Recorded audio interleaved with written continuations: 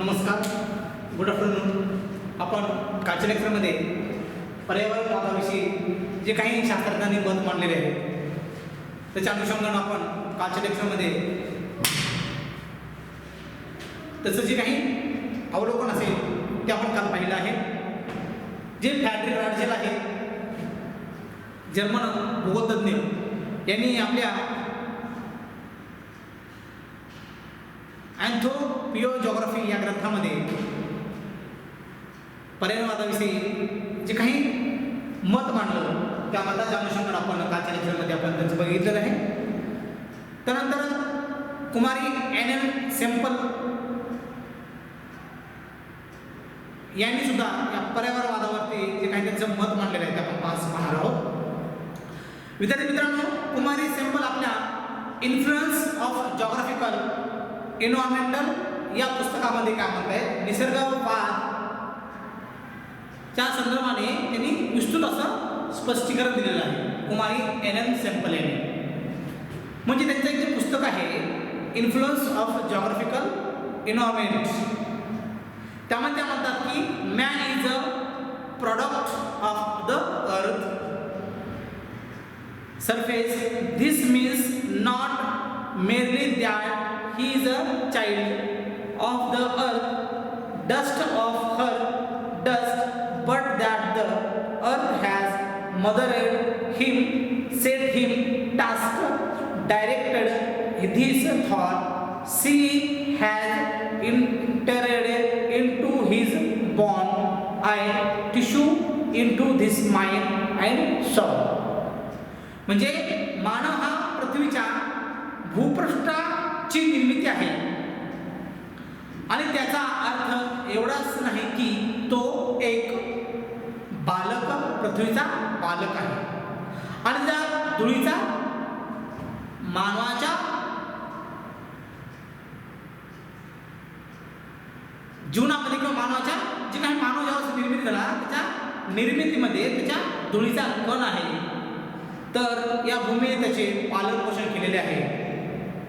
त्याच्या विचारांना एक निश्चित दिशा देऊन त्यासमोर अनेक कठीण प्रश्न निर्माण करण्यात आले आहे, जेणेकरून शारीरिक क्षमता वाढवून बुद्धीला चालना मिळणे, त्याच्या हाडात, रक्तात, मांसात, मनात आणि आत्म्यात किंवा त्याला आपण आत्म्यात धरणीचे प्रवेश केला आहे, असे प्रतिपादन या कुमारी एन सेम्पल यांनी केलेलं आपल्याला सांगता येतं. म्हणजे मानव जो आहे हा मानव कसा आहे, या पृथ्वीच्या भूपृष्ठापासून निर्माण झालेला आहे. मानव हा पृथ्वीचं एक बाळ आहे, पृथ्वीचं बालक आहे, असं कुमारी एन सेम्पल सांगताय त्यांच्या influence of the geographical environment या पुस्तकामध्ये. मग कुमारी सेम्पल यांनी नैसर्गिक पर्यावरणाच्या राहणाऱ्या लोकांना वैचारिक दृष्टिकोनातून त्यांचा वैशिष्ट्याचा फरक स्पष्ट केलेला आहे. त्यामध्ये त्यांनी म्हणतात की उंचसखल भूरचना व त्यांच्या प्रभावामुळे पर्वतीय प्रदेशामध्ये वास्तव्य करणाऱ्या लोकांना परंपरावादी हे लोक कसे असतात, उंच प्रदेशामध्ये राहणारे लोक परंपरावादी आणि ते लोक कसे असतात, एक आशावादी लोक असतात. याशिवाय तेथील लोकांना जीवन जगण्यासाठी सतत संघर्ष करावा लागत असल्याने हे लोक मोठ्या प्रमाणावरती या प्रदेशामध्ये उद्योगशील, दैववादी, प्रामाणिक असतात. या उलट युरोपियाच्या मैदानी प्रदेशातील लोक भावनाप्रधान असतात. ते भावनाप्रधान नसून ते उत्साही, गंभीर, विचारी असतात, असं कुमारी यांनी असं म्हणतात की डोंगराळ किंवा पर्वतीय प्रदेश आणि मैदानी प्रदेश. त्या पर्वतीय प्रदेशामध्ये जे काही लोक असतात ते लोक प्रामाणिक असतात. तर यावर जर आपण विचार केला तर या युरोप खंडातील जे असणारा मैदानी प्रदेशात लोक आहेत तेथील लोक हे भावनाप्रधान नसून ते काय करतात, उत्साही, गंभीर आणि विचारवंत असतात किंवा असं कुमारी अॅन्युअल सॅम्पलचं सांगत असते. कुमारी सॅम्पल हे कुमारी सॅम्पल असं त्याचं मत मांडलेलं आहे. अशा प्रकारे सॅम्पलने निसर्ग पर्यावरणाचे नियंत्रण मानवाच्या केवळ अन्न वस्त्र निवारा इत्यादीवर नसून त्याच्या विचारावर, भावनावर, धार्मिक विश्वासावर देखील असते असे त्यांनी स्पष्ट केलं आहे. म्हणजे मानव हा निसर्गामध्ये अन्न, वस्त्र आणि निवारा यावरच मानव निसर्गाचं नियंत्रण नाही, तर त्याबरोबर कशावरती आहे, मानवाचा जे काही विचार आहे, विचार करण्याची क्षमता आहे, विचार, भावना, विचार, भावना आणि विश्वास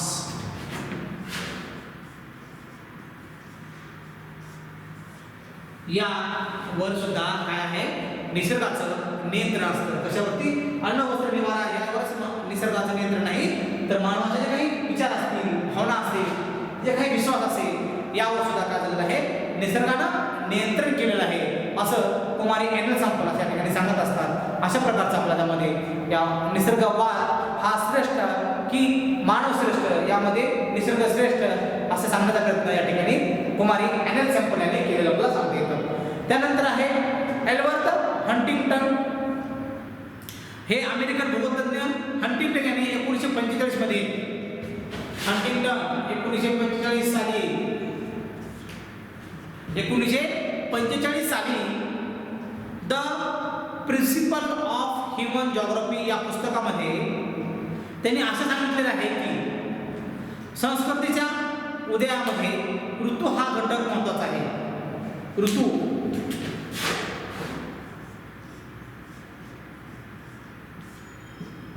ऋतू हा घटक महत्त्वाचा आहे.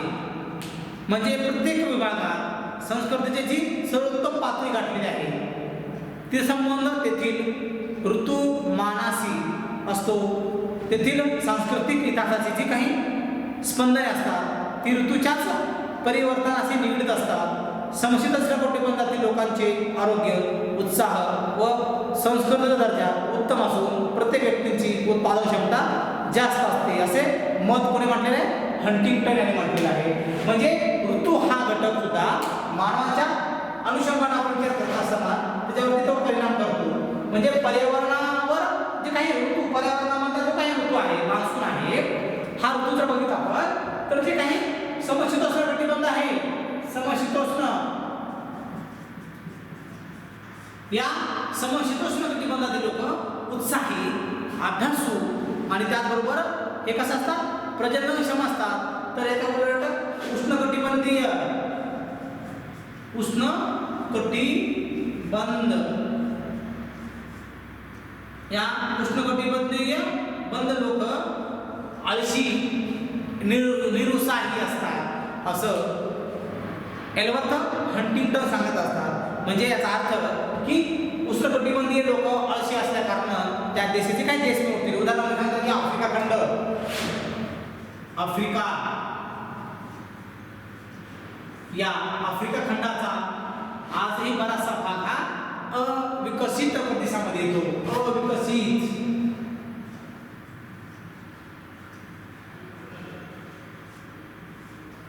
अविकसित. आणि समशीतोष्ण कटिबंधामध्ये जे काही देश येतात, युरोप खंड असेल, कॅनडा असेल, USA असेल, चीन असेल, रशिया असेल, जपान असेल, उत्तर कोरिया असेल, दक्षिण कोरिया असेल, हे जे काही राष्ट्र असतील, फ्रान्स असतील, युरोप खंडातले जेवढे राष्ट्र असतील, हे सर्व राष्ट्र कसे प्रगत राष्ट्र आहेत, विकसित राष्ट्र आहेत, विकसित. आणि आपला भारत देश हा विकसनशील आहे, विकसनशील. म्हणजे आपण विकासाच्या मार्गामध्ये आहोत आपण. म्हणजे या प्रकारचं मत या एल्बर्ट हंटिंग्टन यांनी मांडलेलं आहे. अशा प्रकारे आपल्याला सांगता येईल की या पर्यावरणवादामध्ये काय झालेलं आहे की पर्यावरण हा मानवापेक्षा कधीही श्रेष्ठ आहे असं सांगण्याचा प्रयत्न फॅडिल राडशर असेल, कुमारी आणि संपल असेल यांनी या ठिकाणी आपल्याला सांगता येतात. त्यानंतर या पर्यावरणावरील काही वादावर काही लोकांनी टीका केली, त्याच्यावरती टीका करण्याचं का आपण बघू काय काय टीका त्याच्यावरती केली विचारतात. आणि या विचारधारेमध्ये अनेक भूतज्ञांनी आपापली मते मांडलेली आहेत, ज्यामध्ये काहींना यावरती काही टीका केलेली आहे. खऱ्या अर्थाने जर आपण बघितलं तर दुसऱ्या महायुद्धानंतर दुसरं महायुद्ध झालं 1938 ते 1945, दुसरे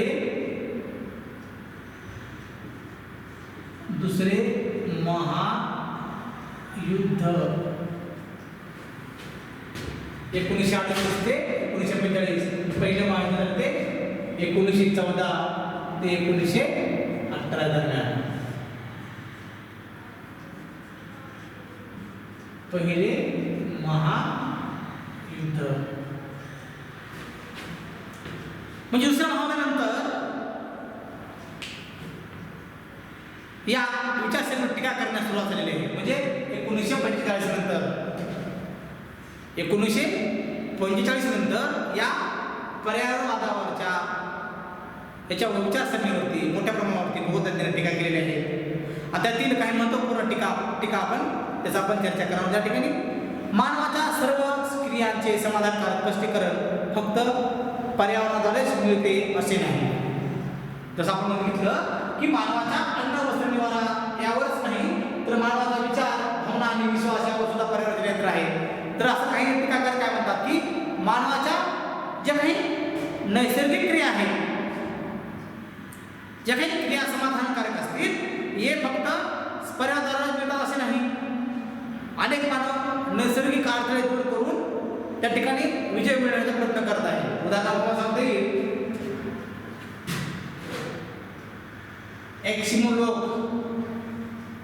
एस्किमो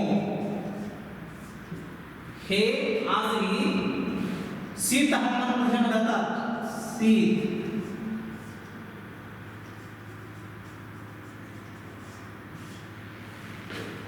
आणि लोकांच्या जी काही बर्फापासून घरं बांधतात त्याला आपण इग्लू म्हणतात. इग्लू बर्फापासून घर तयार करतात त्या लोकांचं, त्याला आपण इग्लू म्हणतात. त्या ठिकाणी मानवाने विजय मिळवला आहे. त्या ठिकाणी असं काही टीकाकारांचं मत आहे. दुसरी टीका आहे ही एक विश्वव्यापी संकल्पना नाही किंवा या संकल्पनेला अनुभव सिद्ध करता येत नाही, तर विशिष्ट परिस्थितीत लोक आपली संस्कृती सभ्यता निर्माण करत असतात. म्हणजे पर्यावरणामध्येच मानव हा डिपेंडेंट आहे, कारण मानवाने पर्यावरण विजय मिळवण्याचा प्रयत्न केलेला आहे. आपण बघतो इग्लू कलरी वलंडातील बुशमीनचा मात आहे. जे काही दलदलीच्या प्रदेशामध्ये किंवा जंगली प्रदेशामध्ये राहणारे आदिवासींमध्ये असतील हे लोक सुद्धा त्या ठिकाणी आपलं जीवन जगत असतात. म्हणजे त्या पर्यावरणासमोर हात बोलवत नाहीत असं त्यांचं टीकाकाराचं मत आहे. पण काही पर्यावरणवादी काय म्हणतात की मानव हा निसर्गासमोर हात बोलवतो. उदाहरणामध्ये भूकंपासारखी आपत्ती असेल, भूकंप असेल किंवा ज्वालामुखी असेल किंवा सुनामी असेल यासारख्या आपत्तीवर किंवा महापूर असेल यासारख्या आपत्तीसमोर तो हातभर होत असतो. म्हणजे या ठिकाणी निसर्गाचा विजय होत असतो. पण काही शास्त्रज्ञांचं मत आहे टीकाकारांचं की बाबा भूकंप होण्यापूर्वी माणसाला त्याचं लोकेशन किंवा भूकंप कुठं होणार आहे याची माहिती मिळत आहे. ज्वालामुखी होणार आहे त्याची माहिती होणार आहे. सुनामी कधी येणार आहे त्याची माहिती मिळत आहे. वेगवेगळ्या तंत्राच्या साहाय्याने मिळत आहे. म्हणजे हे घटक म्हणजे मानवाने काय केलं यावरती विजय मिळवत केलेला असं टीकाकार सांगत आहे. त्यानंतर आहे पर्यावरणवादावर अशी टीका करण्यासाठी आले आहे की मानवाच्या वर्तणुकीमध्ये सांस्कृतिक घटक असतील याचा विचार केलेला नाही. जर ऋतुमान हा जर घटक मानवी जीवनावर प्रभाव पडत असेल तर काश्मीरसारख्या समान पर्यावरण असलेल्या भागात भिन्न भिन्न समाज का अस्तित्वात आला याचे स्पष्टीकरण देता आले नाही. म्हणजे मानवी जीवनावरती जर ऋतुमानाचा प्रभाव पडला असेल तर काश्मीर हा जो राज्य आहे जम्मू काश्मीर या ठिकाणी वेगवेगळ्या समाजाचे वेगवेगळ्या धर्माचे लोक त्या ठिकाणी वास्तव्य करत आहेत. त्याचा वास्तव्य करण्यामागचा जे काय उद्देश असेल त्याचा आजपर्यंत कोणीही स्पष्टीकरण दिलेलं नाही असं टीकाकार सांगता येईल. म्हणजे एकत्रित बघितलं तर या पर्यावरणवादावरती जे काही टीका करता येईल त्या टीकाकाराच्या अनुषंगाने आपण त्याचा विचार करत असताना याचे काही भिन्न भिन्न समाजाच्या ठिकाणी अस्तित्व आहे. जम्मू काश्मीर भारताच्या उत्तरेस जम्मू काश्मीर हे जे राज्य आहे या भागामध्ये मोठ्या प्रमाणावरती बर्फवृष्टी होते.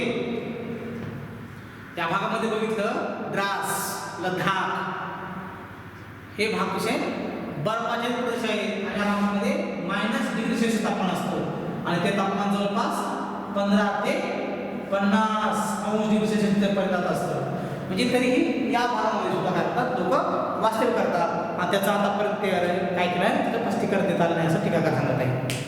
त्यानंतर सांगतात की जीन्स ब्रून यांच्यामध्ये मानवी कार्यावरती पर्यावरणाचा प्रभाव पडतो असं त्यांनी म्हटलेलं आहे. पण याचा अर्थ असा नाही की तो पर्यावरणाचा दास आहे. म्हणजे जीन्स ब्रून काय म्हणतात की मानवाच्या जे काही कार्य आहे मानवी कार्य आहे आर्थिक कार्य असते सामाजिक कार्य असते जे काही कोणतं कार्य असेल त्या कार्यावरती सुद्धा आजपर्यंत मानवाने काय केलं की त्याचा मोठ्या प्रमाणात वापर केला नाही. म्हणून या वापरामध्ये असणारे जे काही मानवाचे जे कार्य असेल त्या कार्यावरती पर्यावरणाचा प्रभाव पडतो. पण टीकाकार म्हणतात की मानव हा पर्यावरणाचा दास नाही असं कोण म्हणत आहे टीकाकार सांगत आहे. म्हणजे मानव हा पर्यावरणाचा काय नाही दास तो त्याचा नोकर नाही किंवा सेवक नाही किंवा असते कोण सांगत आहे टीकाकार सांगत आहे. म्हणजे अशा प्रकारचा हा टीकाकार त्याच्यामध्ये त्यांनी मत मांडलेलं आहे. त्यानंतर आहे स्पेन यांच्यामध्ये मानवाशिवाय पर्यावरण असू शकत नाही त्यांनी असेही सांगितले आहे. म्हणजे स्पेन काय म्हणलं की पर्यावरण आणि मानव यांचा सहसंबंध आहे. स्पेन शिवाय काय म्हणतात की मानवाशिवाय पर्यावरण असू शकत नाही. त्यांनी असे सांगितले की भौगोलिक पर्यावरण क्षेत्रीय विविधतेमधील एक घटक आहे. म्हणजे मानव हा पर्यावरणामध्ये घटक आहे. मानव आणि पर्यावरणाचा सहसंबंध आहे आणि यांचा एकमेकांचे सहसंबंध असल्या कारणानं याचं काय झालं आहे मोठ्या प्रमाणावरती या पर्यावरणाचा त्यावरती झालेला जो काही परिणाम असेल किंवा मानवावर झालेला परिणाम असेल हा मोठ्या प्रमाणामध्ये आपल्याला सांगता येईल अशा प्रकारची टीका त्याने सांगितलेलं आहे. आणि शेवटची टीका जी आहे ते ओलकॅग हरकट यांच्या मते फ्रँकफर्टच्या सीमांत प्रदेशात प्राकृतिक घटकांचा प्रयत्न समय सापेक्षदृष्ट्या काही कमी महत्त्वाचा असू शकतो परंतु सहारातील मानवावर ऋतुमानाचा प्रत्यक्ष प्रभाव पडत असतो. सहारा वाळवंट जे आहे सहारा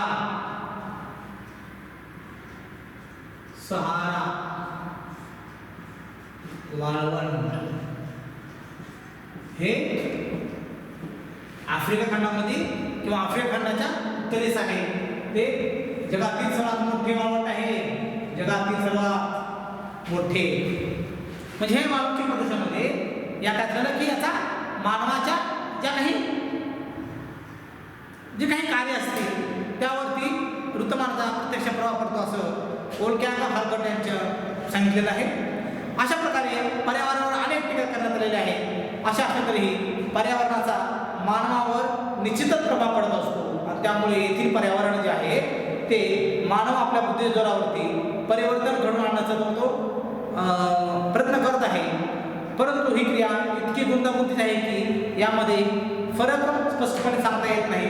कारण मानवामध्ये जे काही यामध्ये असणारा नैसर्गिक प्रभाव असेल ते नष्ट होऊन मानवी प्रभाव केव्हा सुरू होतो हे स्पष्टपणे सांगता येत नाही. अशा प्रकारचं आपला पर्यावरणवाद हा जो मुद्दा आहे किंवा जो पर्यावरणवाद हा ज्यामध्ये जो काही पॉईंट आहे ते या ठिकाणी आपला संपलेला आहे. आपण नेक्स्ट लेक्चरमध्ये आपण संभाव्यवाद किंवा पॉसिबिलिझम हा आपण पाहू. धन्यवाद.